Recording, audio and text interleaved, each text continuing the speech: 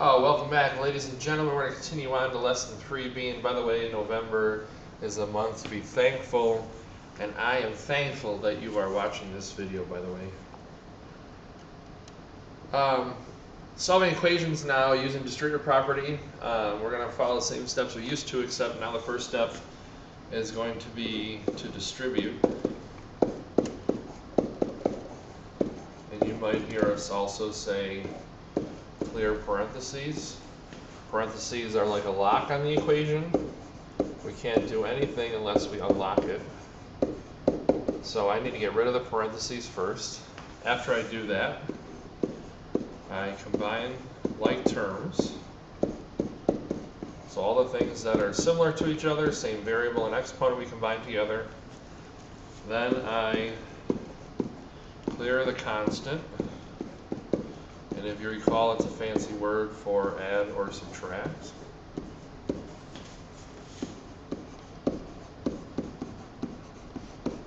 And then after that, we clear the coefficient.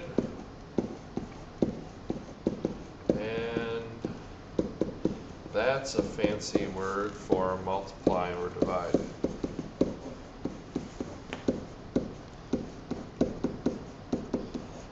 So it's a systematic approach to solving equations. You do the same steps over and over and over again.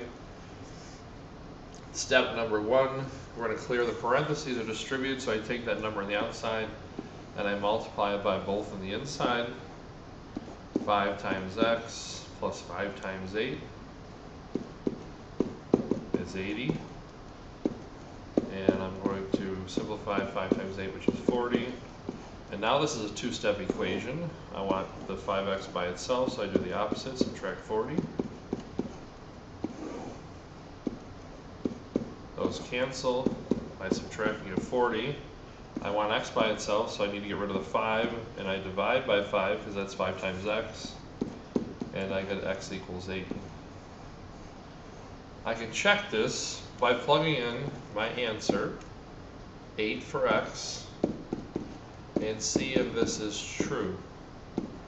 So 5 times 16 is 80, and it is true. I get 80 on both sides, which means my answer is right.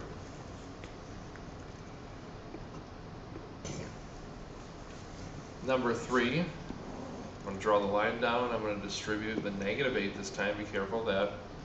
Negative 8r. I have negative 8 times negative 7 equals 100. Negative 8r. Negative 8 times negative 7 is positive 56. That's where a lot of students might get tripped up in the signs. I want negative 8r by itself, so I subtract 56 on both sides. 100 minus 56 is 44. I divide by negative 8 on both sides, and I get negative 5.5.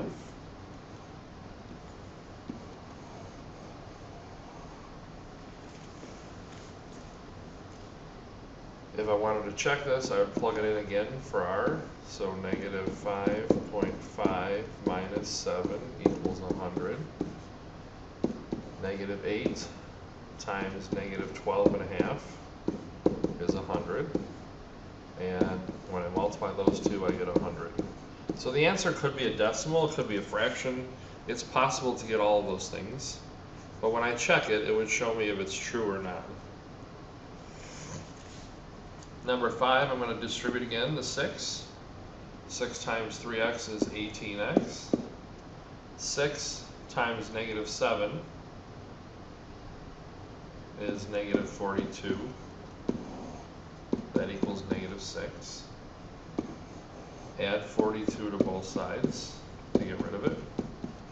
Careful of the signs here. You can use your calculator, of course. We have negative 6 and positive 42. That's positive 36. Divide by 18. And I get x equals 2. If I wanted to check my answer, I would plug it in. 3 times 2 minus 7 inside the parentheses.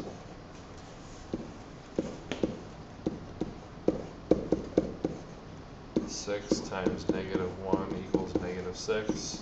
and that is true. I get negative 6 on both sides. So that means that 2 is the answer. Number 7 is a fraction. I do the same thing, multiply. So I get 2/5 x minus 2/5 times, I'm going to just make that 4/1 equals 1/2.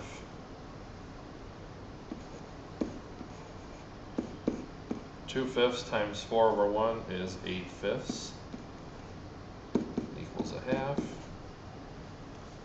I want this by itself, so I add 8/5 to both sides. 2/5 x. 1/2 is the same as, let's make that into 5/10. And this is 16/10 to find a common denominator. So I get 21/10. I want x by itself, so I multiply by the reciprocal. You could use your calculator, just divide by 2/5, that's the same. But I'm winging it with no calculator, so I'm going to multiply by the reciprocal. I can reduce the 5 and the 10. I get 21/4, which is 5 1/4.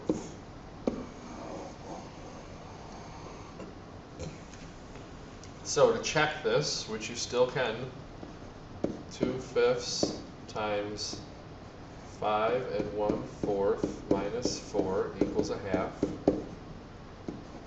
2/5 times 1 1/4 equals 1/2.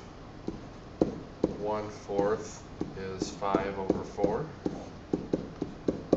I can reduce these in this, and I get 1/2 equals 1/2. Now with your calculator, you could also just type it exactly like that, and it will give you everything that you need.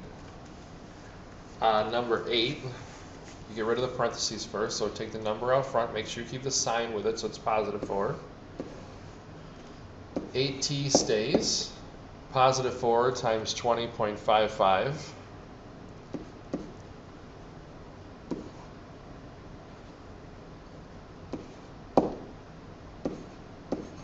82.20 minus 4t equals 138.2. Combine like terms, so I have 8t and negative 4t. Make sure you take the sign in front of the numbers. So 4t plus 82.2 equals 138.2. You want 4t by itself, so I subtract 82.2 on both sides. And if this is confusing at first, don't worry, we're going to do a lot of this together. 56.0, divide by 4, the number I want to get rid of, and t would be 14. Again, you can plug it in and check to see if it works. I'd like you to try the 2, 4, and 6 for me, and bring it to class with some questions.